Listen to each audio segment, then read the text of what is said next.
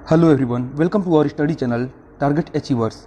तो चलिए इस लॉकडाउन में रेलवे एनटीपीसी को ग्रीन सिग्नल दिखाते हैं और यह दौड़ पड़ी हमारी स्टडी की रेलगाड़ी। मैं आर के पटेल इस सीरीज़ का तीसरा वीडियो लेकर आया हूं। तो चलिए शुरू करते हैं। यह रहा क्वेश्चन नंबर 1। सिंधु घाटी सभ्यता किसके लिए जानी जाती है? 4 ऑप्शन दिया गया है। अपने नगर नियोजन के लिए, मोहनजोदड़ो एवं हड़प्पा के लिए, अपने कृषि संबंधी कार्यों के लिए और अपने उद्योगों के लिए। तो इसका सही आंसर हो जाएगा अपने नगर नियोजन के लिए।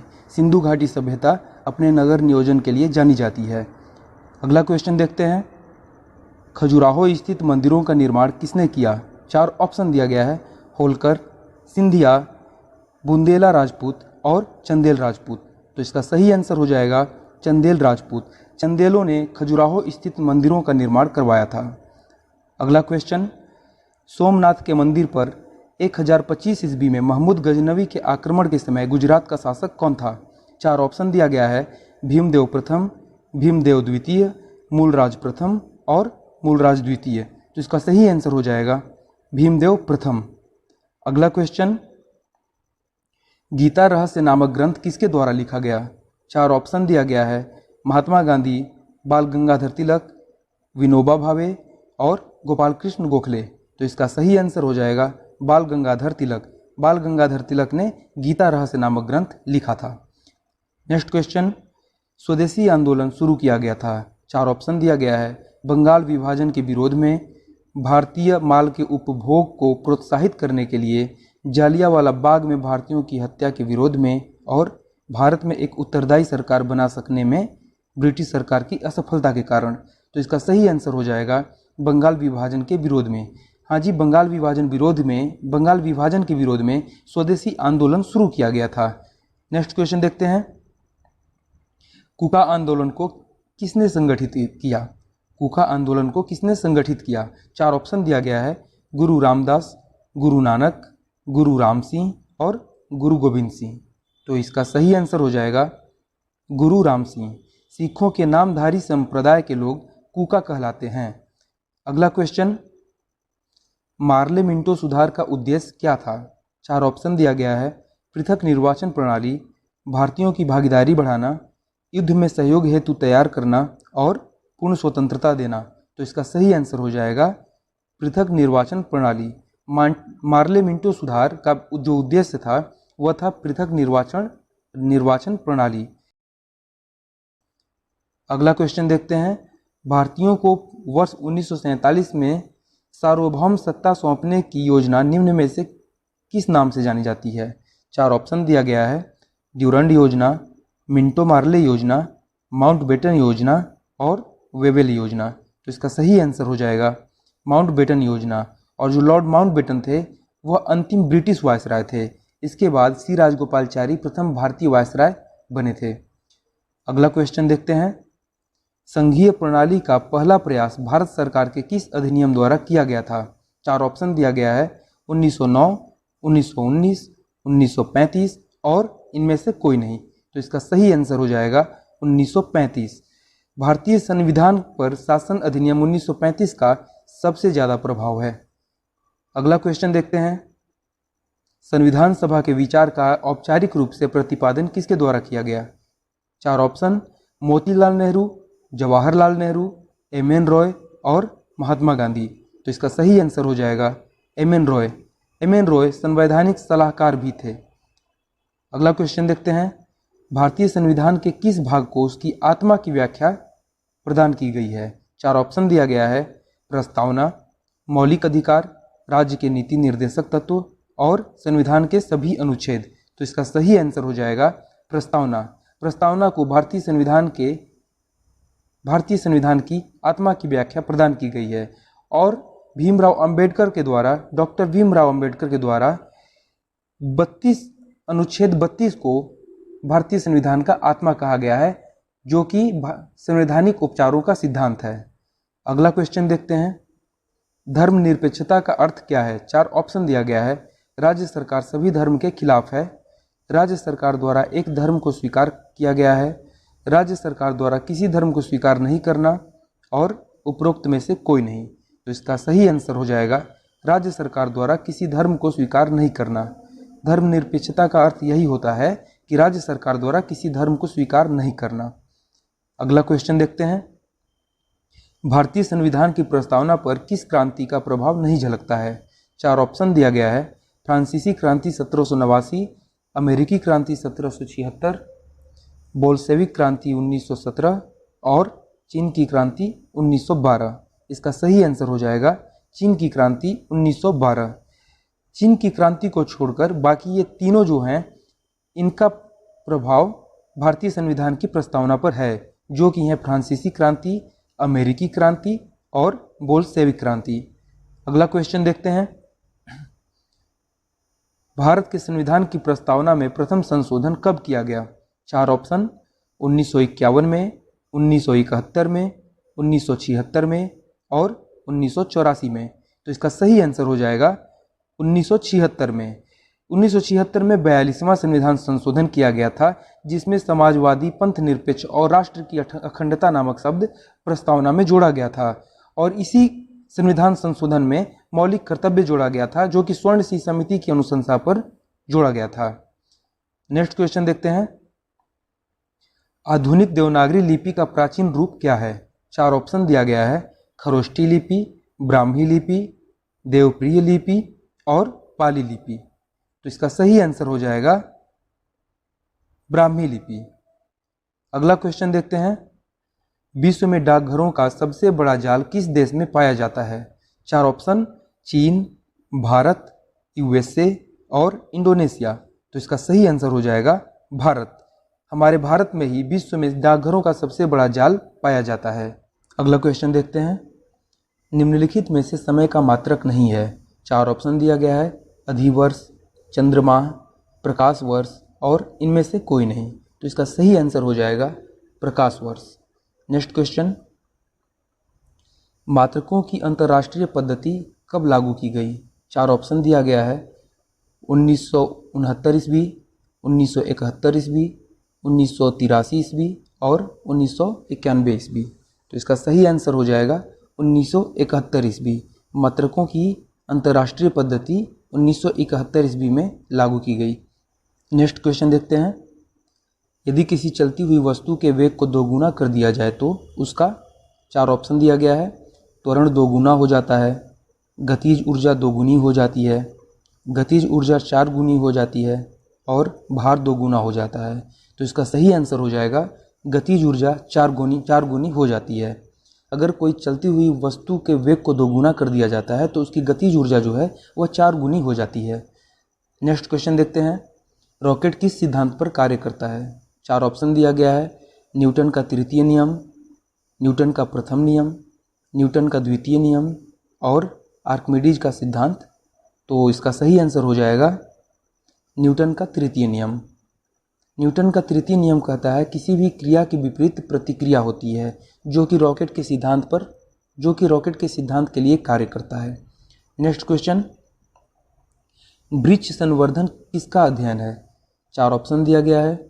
वृक्षों एवं वनस्पति की खेती, पादप जीवन का विज्ञान, बागवानी कला और फसल उगाने की कला। तो इसका सही आंसर हो जाएगा वृक्षों एवं वनस्पति की खेती।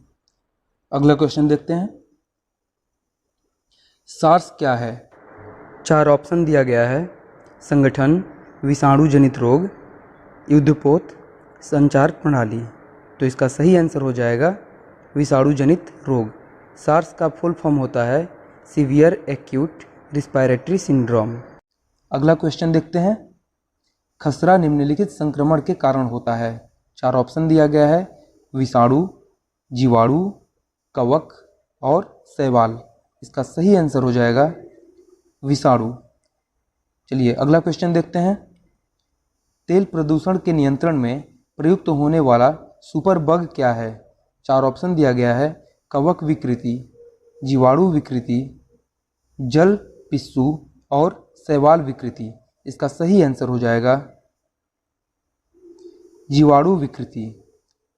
तेल प्रदूषण के नियंत्रण में प्रयुक्त होने वाला सुपर बग जीवाणु विकृति है। अगला क्वेश्चन। नाशपाती का कौन सा भाग खाया जाता है? 4 ऑप्शन दिया गया है। गुद्देदार पुष्पासन, बीजाणु, दोनों और फली। इसका सही आंसर हो जाएगा गुद्देदार पुष्पासन। नाशपाती का गुद्देदार पुष्पासन खाया जाता है। अगला क्वेश्चन देखते हैं। निम्नलिखित में से कौन सा विश्व का सबसे बड़ा पुष्प है? 4 ऑप्शन दिया गया है। कमल, सूर्यमुखी, रेफ्लेसिया और ग्लोरी लिली। तो इसका सही आंसर हो जाएगा रेफ्लेसिया। अगला क्वेश्चन देखते हैं। विश्व का प्रत्येक पदार्थ अत्यंत सूक्ष्म कणों से मिलकर बना होता है, यह सर्वप्रथम किसने कहा? 4 ऑप्शन दिया गया है। डाल्टन ने, कनाद ने, रदरफोर्ड ने या फिर एवोगाड्रो ने। तो इसका सही आंसर हो जाएगा कनाद ने। कनाद ने ही कहा था कि विश्व का प्रत्येक पदार्थ अत्यंत सूक्ष्म कणों से मिलकर बना होता है। अगला क्वेश्चन देखते हैं। वायु निम्नलिखित में से क्या है? 4 ऑप्शन। तत्व, यौगिक, मिश्रण या इनमें से कोई नहीं। तो इसका सही आंसर हो जाएगा मिश्रण। चलिए अगला क्वेश्चन देखते हैं। अति प्राचीन चट्टानों के आयु निर्धारण में किसका उपयोग होता है? 4 ऑप्शन दिया गया है। Carbon dating, radio iron dating, uranium dating और पोटेशियम आर्गन डेटिंग। तो इसका सही आंसर हो जाएगा पोटेशियम आर्गन डेटिंग। अगला क्वेश्चन। गामा किरणें क्या होती हैं? 4 ऑप्शन है। बाहरी अंतरिक्ष से आने वाले आवेशित कण, बाहरी अंतरिक्ष से आने वाले अनावेशित उच्च ऊर्जा युक्त किरणें, रेडियो सक्रिय पदार्थों द्वारा उत्सर्जित उच्च ऊर्जा युक्त किरणें या रेडियो सक्रिय पदार्थों द्वारा उत्सर्जित अनावेशित कण। तो इसका सही आंसर हो जाएगा रेडियो सक्रिय पदार्थों द्वारा उत्सर्जित उच्च ऊर्जा युक्त किरणें। नेक्स्ट क्वेश्चन देखते हैं। केंद्रीय उपोष्ण बागवानी संस्थान कहाँ अवस्थित है? केंद्रीय उपोष्ण बागवानी संस्थान कहाँ अवस्थित है? 4 ऑप्शन दिया गया है। बेंगलुरु में, चंडीगढ़ में, लखनऊ में और नागपुर में। तो इसका सही आंसर हो जाएगा बेंगलुरु में। अगला क्वेश्चन। पीत क्रांति किसके उत्पादन से संबंधित है? 4 ऑप्शन दिया गया है। कुक्कुट, स्वर्ण, सूरजमुखी या फिर तिलहन। तो इसका सही आंसर हो जाएगा तिलहन। पीत क्रांति यानी पीली क्रांति, यह तिलहन के उत्पादन से संबंधित है। चलिए अगला क्वेश्चन देखते हैं। प्राद्वीपीय भारत में क्षेत्रीय मृदा के निम्न प्रकारों में से कौन सा है? 4 ऑप्शन दिया गया है। जलोढ़ मृदा, लाल और पीली मृदा, वन मृदा और खारी मृदा। इसका सही आंसर हो जाएगा लाल और पीली मृदा। अगला क्वेश्चन देखते हैं। इंदिरा गांधी नहर या राजस्थान नहर को किस नदी से जल मिलता है? 4 ऑप्शन दिया गया है। रावी, घाघरा, यमुना और सतलज। तो इसका सही आंसर हो जाएगा सतलज। तो अगला क्वेश्चन देखते हैं। राष्ट्रीय पर्यावरण शोध संस्थान NERI कहाँ स्थित है? 4 ऑप्शन दिया गया है। भोपाल, नागपुर, देहरादून और जोधपुर। तो इसका सही आंसर हो जाएगा नागपुर। अगला क्वेश्चन देखते हैं। बद्रीनाथ कहाँ अवस्थित है? 4 ऑप्शन दिया गया है। कुमाऊं हिमालय में, मध्य हिमालय में, हिमाद्री में और ट्रांस हिमालय में। तो इसका सही आंसर हो जाएगा कुमाऊं हिमालय में। अगला क्वेश्चन देखते हैं। इंदिरा पॉइंट का अन्य नाम क्या है? 4 ऑप्शन देखते हैं। पार्सन पॉइंट, लाहीचिंग, पिग्मेलियन पॉइंट और इनमें से सभी। इसका सही आंसर हो जाएगा इनमें से सभी। इंदिरा पॉइंट भारत के अंडमान और निकोबार द्वीप समूह राज्य के निकोबार जिला और ग्रेट निकोबार तहसील के अंतर्गत पड़ता है।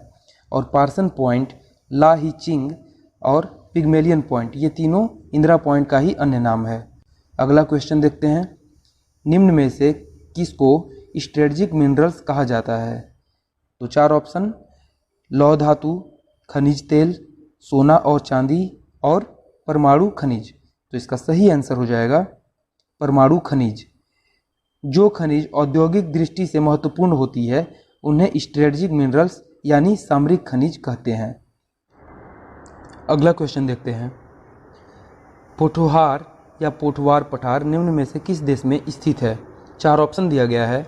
वियतनाम, म्यांमार, भूटान और पाकिस्तान। तो तो इसका सही आंसर हो जाएगा पाकिस्तान।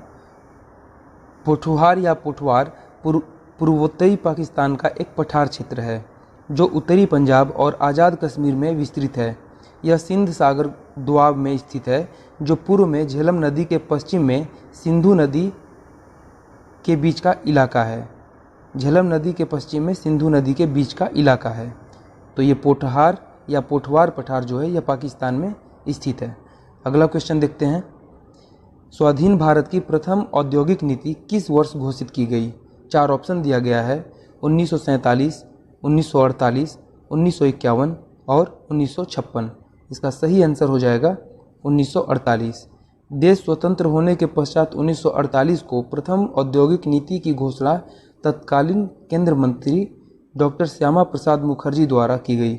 इस औद्योगिक नीति में सार्वजनिक और निजी क्षेत्र के उद्योगों को महत्व देते हुए मिश्रित अर्थव्यवस्था को अपनाने पर बल दिया गया। अगला क्वेश्चन देखते हैं। किसी देश का आर्थिक विकास किस पर निर्भर करता है? 4 ऑप्शन दिया गया है। प्राकृतिक संसाधन, पूंजी निर्माण, बाजार का आकार और उपयुक्त सभी। तो इसका सही आंसर हो जाएगा उपयुक्त सभी। प्राकृतिक संसाधन, पूंजी निर्माण और बाजार का आकार, इस तीनों पर आर्थिक विकास निर्भर करता है। अगला क्वेश्चन देखते हैं। वर्ल्ड डेवलपमेंट रिपोर्ट किस का वार्षिक प्रकाशन है? 4 ऑप्शन दिया गया है। IBRD, IMF, UNDP और WTO। इसका सही आंसर हो जाएगा IBRD। IBRD का फुल फॉर्म होता है international bank for reconstruction and development. यह विश्व बैंक की विशिष्ट संस्था है।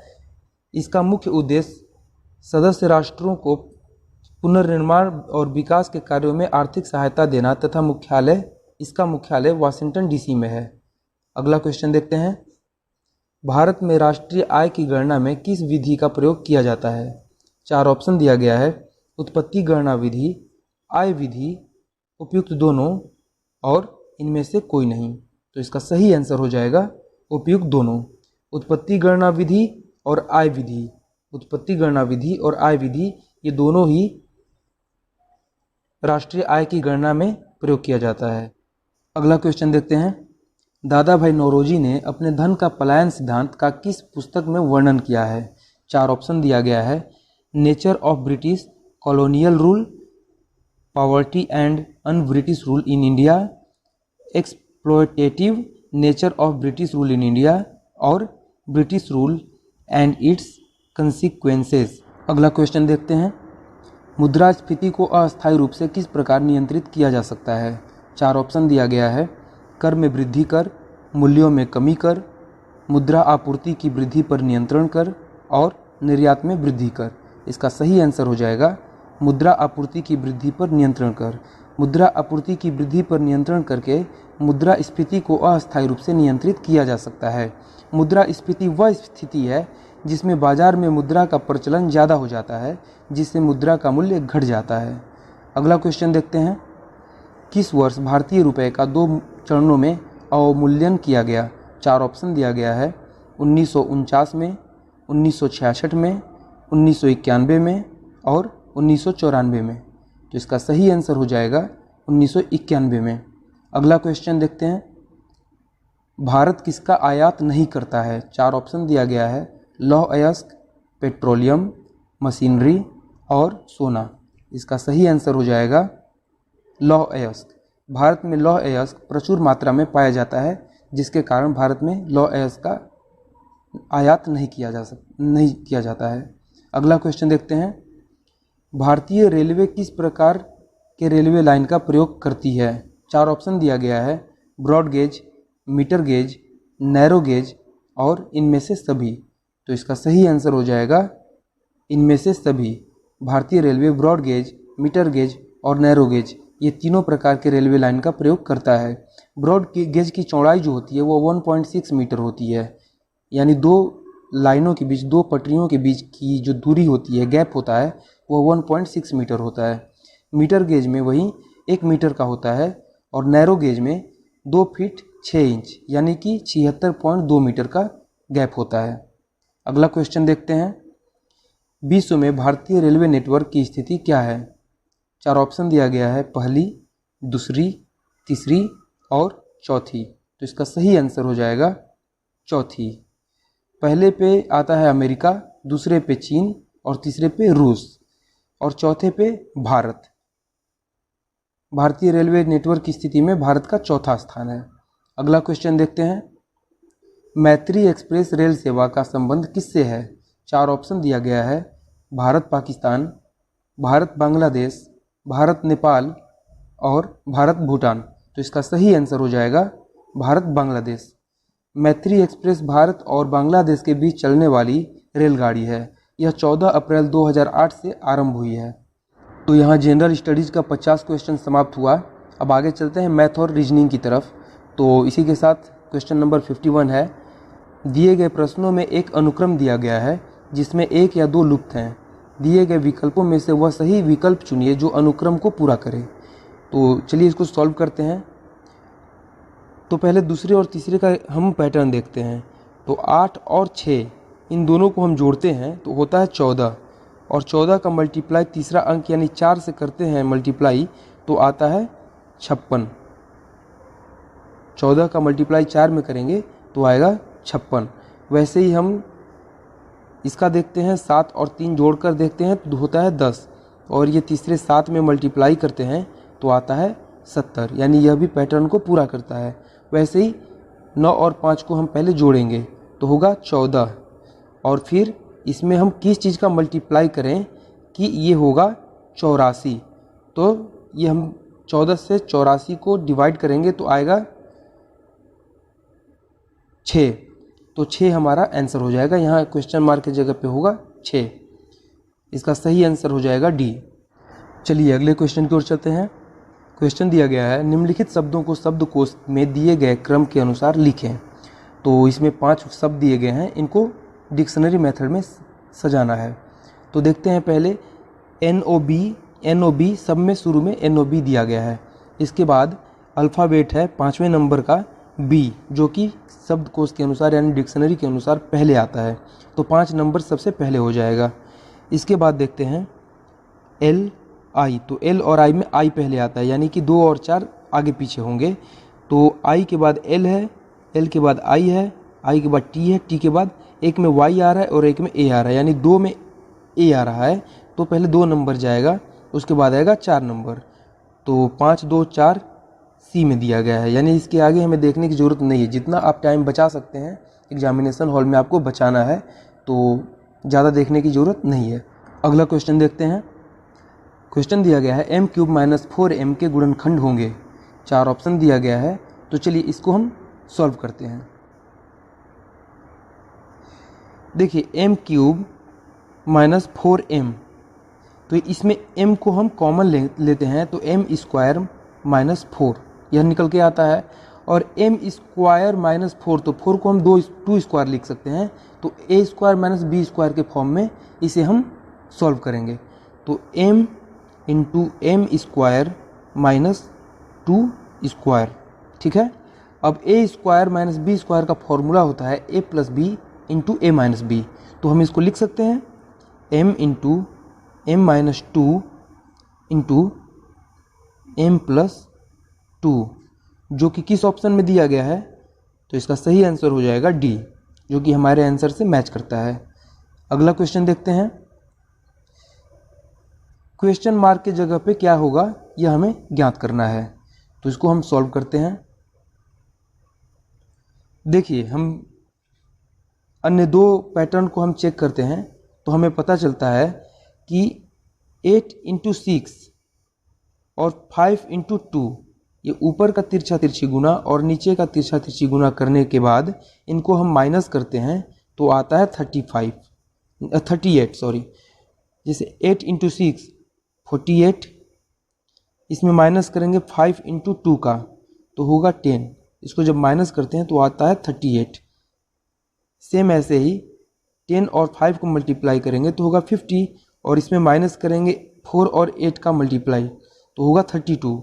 इसका निकल के आएगा 18 जो कि बीच में दिया गया है। सेम ऐसे ही 12 का 4 में मल्टीप्लाई करेंगे तो होगा 48, और 13 का 3 में करके माइनस करेंगे तो होगा 39। यानी इसका निकल के आएगा माइनस करने के बाद 9, जो कि हमारा ऑप्शन नंबर ए सही है। अगला क्वेश्चन देखते हैं। एक चतुर्भुज ABCD में भुजाएं तथा दोनों विकर्णों का आपसी संबंध क्या होगा? तो इसमें चारों भुजाओं को जोड़ा गया है और दो विकर्ण को जोड़ा गया है, और इसमें बताना है कि कौन बड़ा होगा और कौन छोटा होगा। चारों भुजाओं का योग बड़ा होगा, दोनों भुजाओं के दोनों विकर्णों के योग से, या फिर दोनों विकर्णों का योग चारों भुजाओं के योग से बड़ा होगा। तो इसको सॉल्व करते हैं। तो देखिए, एक नियम है कि किसी भी त्रिभुज की दो भुजाएं दो भुजाओं का योग तीसरी भुजा से बड़ी होती है। तो यहाँ पर देखिए 4 भुजाएं हैं और इसको विकर्ण के रूप में काटेंगे तो यह 2 त्रिभुज के रूप में बढ़ जाता है। तो ये जो 2 भुजाएं AD और AB यह BD से बड़ी होंगी, दोनों का योग BD से बड़ा होगा, और AC से बड़ा होगा BC और CD का योग। यानी कि ABCD को जोड़ते हैं तो यह BD और AC के जोड़ से बड़ा होगा। इसका मतलब कि इसका सही आंसर हो जाएगा A। AB plus BC plus CD plus DA is greater than AC plus BD। चलिए चलते हैं अगले क्वेश्चन की ओर। क्वेश्चन है 17 और 60 का जो अनुपात है वही 20 का किसके साथ होगा? तो क्वेश्चन मार्क का वैल्यू हमें निकालना है, तो इसको सॉल्व करते हैं। देखिए 17 को 3 में मल्टीप्लाई करेंगे तो होगा 51, और इसमें 3 का स्क्वायर जोड़ेंगे यानी 3 तिहाई 9 जोड़ते हैं तो आता है 60। ऐसे ही 20 जो है इसमें 3 का मल्टीप्लाई करेंगे तो 20 का 3 में मल्टीप्लाई करेंगे तो होगा 60, और इसमें 3 का स्क्वायर जोड़ेंगे यानी कि 9 जोड़ेंगे तो होगा 69। यानी हमारा सही आंसर हो जाएगा 69। इसका सही आंसर हो जाएगा बी। चलते हैं अगले क्वेश्चन की ओर। क्वेश्चन है, ये दोनों रेशियो दिया गया है और इसी तरीके से यहाँ पे क्वेश्चन मार्क का वैल्यू हमें ज्ञात करना है। तो इसका सॉल्यूशन देखते हैं। देखिए P से 7 माइनस है I, P का जो वैल्यू होता है इससे 7 माइनस होता है I का, P का होता है 16, I का होता है 9, तो इससे 7 कम है, 16 से 7 कम है 9। ऐसे ही N से 7 कम है G, N का वैल्यू होता है 14, G का होता है 7, तो इससे 7 कम होता है G। तो ऐसे ही हम देखते हैं V से 7 कम होगा O, V का होता है 22 और O का होता है 15। वैसे ही T का हम देखते हैं तो T का होता है 20, तो इससे 7 कम होगा M का जिसका होता है वैल्यू 13। ऐसे ही R का जब वैल्यू देखते हैं तो होता है 18, और इससे 7 कम यानी कि 11, ये किसका होता है K का। तो हमारा निकल के आया OMK। और इसके बाद हम देखते हैं C का, तो C का होता है वैल्यू 3, इसके बाद देखते हैं P का, P का वैल्यू होता है 16 और इससे 7 कम होता है I का, I का वैल्यू होता है कितना 9। तो हमारा निकल के आता है OMKI, जो कि इसका सही आंसर हो जाएगा A। अगला क्वेश्चन देखते हैं। मैथ का क्वेश्चन है, कोई किसान अपनी गायों के समूह को अपने 4 बेटों में इस तरह बांटता है कि पहले बेटे को समूह की आधी गायें मिलती हैं, दूसरे को समूह की चौथाई गायें और तीसरे को समूह की गायों का 5वां हिस्सा तथा चौथे पुत्र को 7 गायें मिलती हैं। समूह में गायों की संख्या कितनी है? देखिए इस क्वेश्चन का असली निचोड़ है चौथे पुत्र को जो 7 गाय मिलती है यह। पहले हम निकाल लेंगे कि सारे जो भाग बांटे गए हैं बाकी 3 भाइयों में, उनके अलावा अंतिम वाले भाई यानी चौथे भाई को कितना भाग बच के मिलता है, लास्ट वाला भाग कितना मिलता है, जो कि ये 7 गाय बनती है, 7 गाय के रूप में कितना भाग मिलता है, इससे हम पूरा भाग निकाल लेंगे। तो इसका हम सॉल्यूशन देखते हैं। तो देखिए, पहले भाई को मिलता है कितना, पहले भाई को मिलता है आधी गाय, यानी कि 1/2 समूह की आधी गाय। इसके बाद हम चलते हैं, दूसरे भाई को मिलता है 1/4 प्लस 1/4, और तीसरे भाई को मिलता है 5वां हिस्सा, यानी कि 1/5। इनको हम जोड़ते हैं तो ये होता है 20, 10, 5, 4, 19/20, यानी 19/20 भाग जो गाय है यह बढ़ चुकी है 3 भाइयों में। अब अंतिम जो भाई है, तो 19/20 भाग में से 1/20 जो भाग है यह बचा है, क्योंकि 20 में 19 बढ़ चुका है, यानी अब 20 में 1 बचा है जो कि अभी बांटना है। तो 1/20 जो है यह मिलेगा चौथे भाई को, जो कितना गाय है, 7 गाय है। तो 1/20 जब 7 गाय है, तो 1/20 जो गाय है ये 7 गायें होती हैं, तो एक जो यूनिट बनेगा वो कितना गाय का बनेगा, तो 20 का मल्टीप्लाई 7 में करेंगे, यानी कि 20 × 7 140 गाय हैं टोटल। तो इसका सही आंसर हो जाएगा बी। अगला क्वेश्चन देखते हैं। ए बी सी और एक्स वाई जेड का मसप, यानी कि HCF निकालना है। तो HCF क्या होता है, कॉमन नंबर होता है। जब दो संख्याएं दी होती हैं उसके बीच जो कॉमन फैक्टर होते हैं वही होते हैं HCF। तो कॉमन फैक्टर क्या क्या है, ए बी सी और एक्स वाई जेड में एक भी कॉमन फैक्टर नहीं है, और जब एक भी कॉमन फैक्टर नहीं निकल के आते हैं तो उसका आंसर हो जाता है सी। तो इसका सही आंसर होगा सी। अगला क्वेश्चन देखते हैं, मतलब इसका सही आंसर हो जाएगा 1। ठीक है, अगला क्वेश्चन देखते हैं। 9x² - 12x + 16 और 3x + 4, इन दोनों को मल्टीप्लाई करते हैं तो क्या निकल के आता है इन चारों ऑप्शन में से। तो देखिए, लॉन्ग प्रोसेस से बनाएंगे तो थोड़ा टाइम टेकन हो सकता है, इसलिए हम इसे स्मार्ट तरीके से बनाएंगे। तो अगर हम x को 0 मान लेते हैं तो हमारा ये इक्वेशन बहुत ही आसान हो जाता है। तो चलिए देखते हैं। अगर यहाँ x के जगह पे 0 रखते हैं तो जब 0 रखेंगे तो ये 9 0 के रूप में कन्वर्ट हो जाएगा। जहाँ जहाँ मल्टीप्लाई x से करेंगे वो 0 हो जाएगा। तो लास्ट में निकल के आता है ये सिर्फ 16 बचेगा और यहाँ पे 4 बचेगा। तो 16 और 4 का मल्टीप्लाई हो जाएगा 64, यानी जब x का मान 0 रखते हैं तो सब निकल के आता है 64। अब सारे में x का वैल्यू 0 पुट करके देखते हैं। तो इसमें 0 पुट करेंगे तो इसका टोटल का वैल्यू 0 आ जाएगा।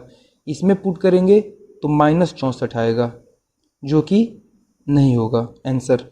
और इसमें पुट करेंगे तो ये भी 0, ये भी 0, ये भी 0, ये हो जाएगा पॉजिटिव में 64, यानी सही आंसर सी हो जाएगा।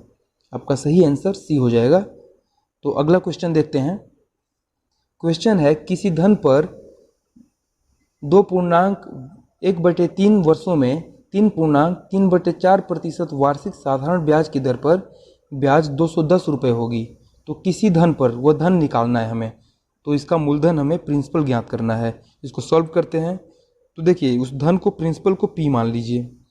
तो समय जो है 2.1/3, तो ये इसको जब हम सॉल्व करेंगे तो ये आएगा 7/3 वर्ष, 7/3 वर्ष। वहीं जो दर दिया गया है इसको हम सॉल्व करेंगे तो 4 × 12 और 12 × 3 15, 15/4, तो ये आ जाएगा वार्षिक दर 15/4। वैसे ही अब ब्याज दर जो दिया है वह दिया है, ब्याज जो दिया है वो दिया है 210 रुपये। तो हम फॉर्मूले पे इसको सेट करते हैं, P × T × R/100, जो कि ब्याज का फॉर्मूला होता है। तो P का वैल्यू हम रख देते हैं P, T का वैल्यू रख देते हैं, समय को रख देते हैं 7/3, और वैसे ही रेट को हम रख देते हैं, यानी ब्याज दर को रख देते हैं 15/4, जो कि दिया गया है, और बटे में 100, और ये हमारा ब्याज पहले से दिया गया है। जब हम इसे सॉल्व करते हैं तो हमारा ये ऊपर में ये क्रॉस मल्टीप्लाई जब होगा तो ये ऊपर चला जाएगा 210, 100, और ये जो 3 और 4 नीचे में है ये भी चले जाएंगे ऊपर, और ये 7 और 15 नीचे चले जाएंगे। तो यहाँ पर जब हम क्रॉस करते हैं, काटते हैं, तो ये हो जाएगा 30, ये 15, 3 5 15 और 5 से 5 के 30, 6 बार में कट गया, यानी 100 और 6 का मल्टीप्लाई 600 और 600, इसमें 4 बचा, ये 4 का मल्टीप्लाई करेंगे तो हो जाएगा 6 चौके 24, यानी 2400। यही हमारा आंसर हो जाएगा। तो ये 2400 आंसर हो जाएगा। ऑप्शन सी हमारा सही आंसर है। अगला क्वेश्चन देखते हैं।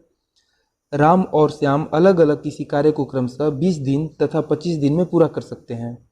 5 दिनों तक एक साथ काम करने के बाद राम ने काम करना छोड़ दिया, तो श्याम शेष कार्य को कितने दिनों में पूरा करेगा?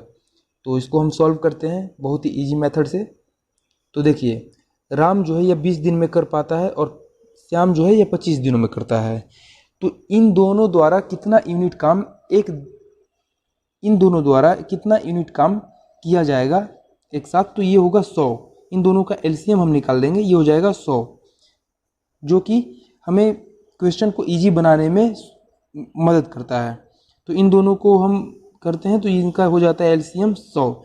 अब देखिए, 100 में 20 का डिवाइड करेंगे तो ये हो जाएगा 5, यानी कि राम का क्षमता जो है, एक दिन का कार्य करने का क्षमता 5 यूनिट है और टोटल कार्य जो है यह है 100।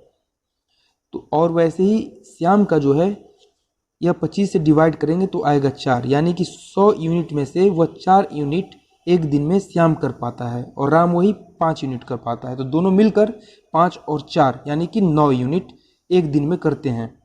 तो जब एक दिन में 9 यूनिट करते हैं तो बोला गया है 5 दिनों तक एक साथ कार्य करने के बाद, यानी कि 5 दिनों तक, एक दिन में 9 यूनिट तो 5 दिन में 45 यूनिट। ये 45 यूनिट कार्य 5 दिन में करते हैं और टोटल कितना कार्य है? 100 यूनिट कार्य है। तो 45 यूनिट 100 में से घटाएंगे तो आएगा 55, यानी अभी कितना कार्य बचा है? 55 यूनिट कार्य बचा है। और किसको अब पूरा करना है? तो राम छोड़कर चला जाता है, अब शेष काम श्याम को पूरा करना। अब ये 55 यूनिट जो है ये श्याम अकेले पूरा करेगा। तो देखिए, श्याम जो है यह 4 यूनिट कार्य एक दिन में पूरा करता है, तो 55 यूनिट कार्य कितने दिन में पूरा करेगा? जाहिर सी बात है कि 55 में 4 का डिवाइड कर दीजिए, तो 55 बटे में 4, इतने दिन में ये कार्य पूरा करेगा। देखिए, इसका ऑप्शन देना भूल गया हूँ, तो इसका सही आंसर यही हो जाएगा 55 बटे में 4 दिन, यही सही आंसर है। चलिए अगला क्वेश्चन देखते हैं। क्वेश्चन दिया गया है, कोई व्यक्ति घर से दफ्तर की दूरी स्कूटर से तय करता है। यदि वह 30 किलोमीटर प्रति घंटा की रफ्तार से चलता है तो वह 10 मिनट लेट पहुंचता है। अगर वही 40 किलोमीटर प्रति घंटा की रफ्तार से चले तो 5 मिनट पहले पहुंच जाता है। तो घर से दफ्तर की दूरी ज्ञात करनी है। तो इसको सॉल्व करते हैं। सबसे पहले हम यह जानेंगे कि यह 10 मिनट लेट होता है और एक चाल में यह 5 मिनट पहले पहुँचता है, यानी कि इसके समय का जो अंतर होता है यह 15 मिनट का होता है। और यह 30 किलोमीटर प्रति घंटा और 40 किलोमीटर प्रति घंटा की चाल को चेंज करता है। तो इनके चाल का अनुपात जो हो जाएगा ये 3:4 हो जाएगा। जब इनको कट करेंगे तो 3:4 हो जाएगा। नियम यह कहता है कि चाल का जो अनुपात होता है इसके व्युत्क्रमानुपाती दूरी को तय करने में लगने वाले समय का अनुपात होता है। यानी कि 3:4 अगर दिया गया चाल का अनुपात, तो दूरी तय करने में लगने वाले समय का अनुपात हो जाएगा 4:3। और ये 4:3 का जो अंतर होगा, यानी कि 4 में से 3 को माइनस करेंगे तो ये हो जाएगा 1। तो यही जो 1 है यह 15 मिनट है। 10 मिनट लेट और 5 मिनट पहले, इन दोनों को हम जब जोड़ते हैं तो होता है 15 मिनट। तो यही 1:15 है। तो टोटल पहले वाले को हम देखते हैं, ये 4 के बराबर निकालते हैं। तो 1:15, तो 4:60, यानी लगने वाला समय जो है ये 60 है। तो 30 किलोमीटर प्रति घंटा की रफ्तार से चलता है तो यह 60 मिनट में पहुंचता है, यानी 1 घंटे में पहुंचता है। तो 1 घंटे में जब 30 किलोमीटर प्रति घंटा की चाल से चलता है तो 1 घंटे में कितना पहुंचेगा? 30 किलोमीटर ही पहुंचेगा। तो इसके घर से दफ्तर की दूरी 30 किलोमीटर होगी। हालांकि ऑप्शन देना छूट गया है, तो इसका सही आंसर 30 किलोमीटर होगा, जो कि इसका सही आंसर है। अगला क्वेश्चन देखते हैं। देखिए, इसको शब्दों के शब्दकोश के रूप में व्यवस्थित करना है। तो इसको हम देखेंगे। W से सभी शुरू होते हैं और इसमें WA ये पहले आएगा WA, फिर 5 नंबर पहले पे, फिर WE आएगा 3 नंबर इसके बाद, फिर आ जाएगा WI यानी कि 4 नंबर, फिर WR दोनों में है, O हो जाता है और इसमें I हो जाता है, यानी कि 2 नंबर इसके पहले आ जाएगा और एक लास्ट में चला जाएगा। सही आंसर होगा 5 3 4 2 1, 5 3 4 2 1 बी सही आंसर हो जाएगा। अगला क्वेश्चन देखते हैं। दिया गया है एक पिता की वर्तमान आयु उसके पुत्र की वर्तमान आयु का 3 गुना है। 10 वर्ष बाद पुत्र की आयु रमन की वर्तमान आयु का 5 गुना हो जाएगी। यदि रमन ने 2 वर्ष पहले अपना तीसरा जन्मदिन मनाया था तो पिता की वर्तमान आयु कितनी है। इसको सॉल्व करते हैं। तो सबसे पहले देखिए, पिता का जो आयु है वर्तमान आयु वह पुत्र से 3 गुना है। पिता का उसके पुत्र की वर्तमान आयु का 3 गुना है। वहीं दिया गया 10 वर्ष बाद पुत्र की आयु रमन की वर्तमान आयु का 5 गुना हो जाएगा। तो आफ्टर 10 ईयर सन में 10 साल बाद यानी पुत्र की उम्र में 10 साल जोड़ेंगे, इक्वल टू रमन का 5 गुना हो जाएगा। रमन के वर्तमान आयु का 5 गुना हो जाएगा, यानी रमन में 5 का मल्टीप्लाई करेंगे तो ये दोनों इक्वल हो जाएंगे। तो अब क्या करना है, रमन का प्रेजेंट एज जो है वह क्या होगा। तो 2 वर्ष पहले यह तीसरा बर्थडे मनाया था, तो 2 वर्ष पहले तीसरा मनाया था, तो अब कितना, तो इसमें 2 साल जोड़ दीजिए। तो 3 साल का पहले था और 2 साल अब, यानी 5 साल का यह हो गया। कौन, रमन 5 साल का हो गया। तो यहाँ पर इक्वेशन जो बनता है son plus 10 equal to 5 into Raman. तो सन में 10 जोड़िए इक्वल टू 5 इंटू रमन का एज 5 है, तो 5 गुणे 5 बराबर 25। तो सन का एज निकालने के लिए अब हम 10 को इधर ले जाके माइनस करेंगे, तो 25 में से 10 गया हो जाएगा 15, यानी सन का एज निकल गया 15। तो पूछा गया है पिता का उम्र। तो पिता का जो प्रेजेंट एज ऑफ फादर है ये पुत्र के उम्र का 3 गुना है। तो पुत्र का एज निकल के आ गया 15, तो 15 में 3 का मल्टीप्लाई करेंगे तो 15 तियां 45, पिता का उम्र 45 साल। चलिए अगला क्वेश्चन देखते हैं। क्वेश्चन है किसी आयत की लंबाई 40% बढ़ाई जाती है और चौड़ाई 30% कम की जाती है, तो आयत के क्षेत्रफल में कितना परिवर्तन होगा। तो इसको सॉल्व करते हैं। देखिए 40% बढ़ाई जाती है और 30% कम की जाती है, तो फॉर्मूला पे जाएंगे। इसका फॉर्मूला होता है कि पहला अंतर प्लस माइनस दूसरा अंतर, यानी कि दूसरा जो चेंजिंग होता है वो, और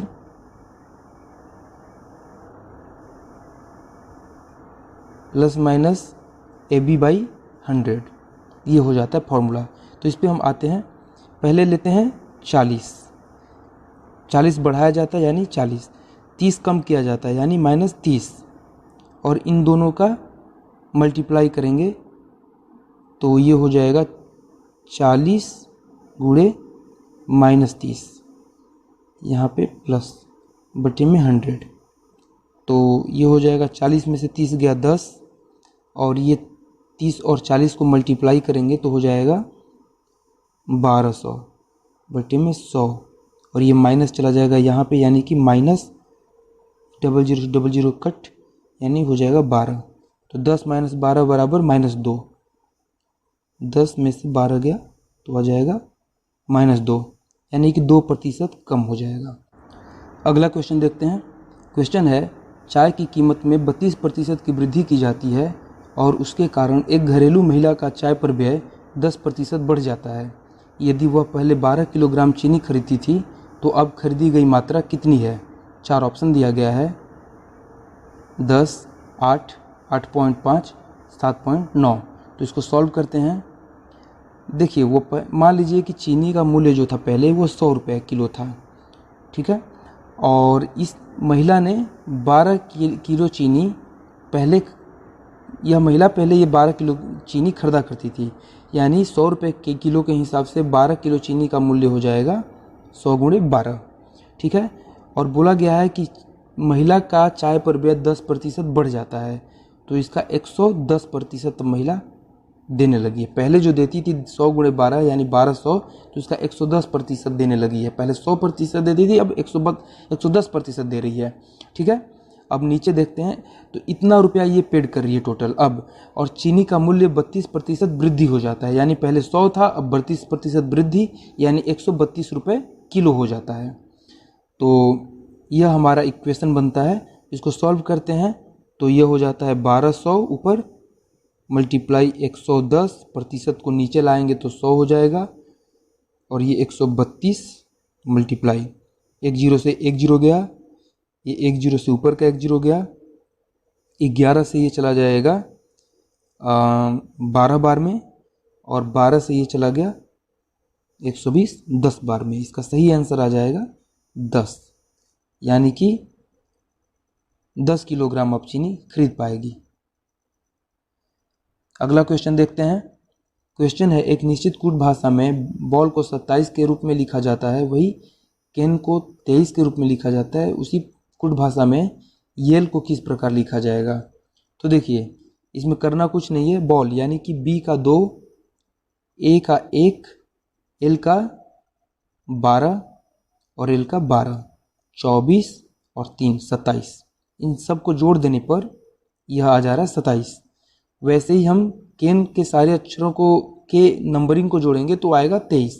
तो येल को हम जोड़ते हैं तो y का 25 प्लस ई का 5, एल का 12 प्लस एल का 12, 12 12 24 और 25 और 5 30, यानी हो जाएगा 54। सही आंसर सी। अगला क्वेश्चन देखते हैं। क्वेश्चन है, यदि 21 49 24, बीच में ब्रैकेट में 49 है, यह एक है पैटर्न और एक यह पैटर्न है, तो इस पैटर्न में ए का मान क्या होगा। तो इसको सॉल्व करते हैं। देखिए 21 में से 14 को घटा के इसका स्क्वायर करते हैं तो यह आता है कितना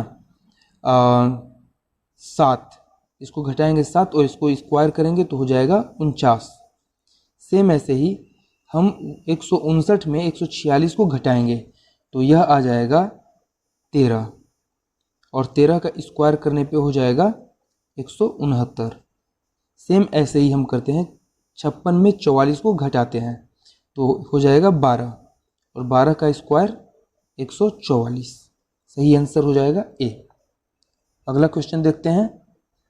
देखिए क्वेश्चन पूछ रहा है कि अगर कागज को फोल्ड करते हैं पहले बीच से, फिर ऊपर से नीचे, और इसके बाद एक ऐसे चौकोर काट देते हैं, तो यह किस तरीके से खोलने के बाद बनेगा। तो अगर हम ऐसे काटते हैं, इस तरीके से तिरछा काटते हैं, इस तरीके से काटते हैं तिरछा, तो यह जब ऊपर ओपन होगा तो यह सेम ऊपर ऐसे ओपन होगा, मतलब तिरछी तिरछा, यानी कि यह पैटर्न ऊपर ए ऑप्शन से बनेगा। ए ऑप्शन में जो दिया गया है ये, फिर इसका ये, इसका सही आंसर हो जाएगा ए। आप एक बार देख लीजिएगा, यह आपको पता चल जाएगा, छोटे स्क्रीन पे बताना पॉसिबल नहीं हो पा रहा है। तो यह हमारा 70 क्वेश्चन का जो है सेट समाप्त हुआ। आशा करता हूँ आज का वीडियो आपको पसंद आया होगा। अगर आप चैनल पर नए हैं तो चैनल को सब्सक्राइब जरूर कर लें। इस वीडियो का PDF हमारे टेलीग्राम चैनल पर डाल दिया जाएगा। डिस्क्रिप्शन में दिए गए लिंक से आप हमारे चैनल को ज्वाइन कर सकते हैं। तब तक के लिए धन्यवाद।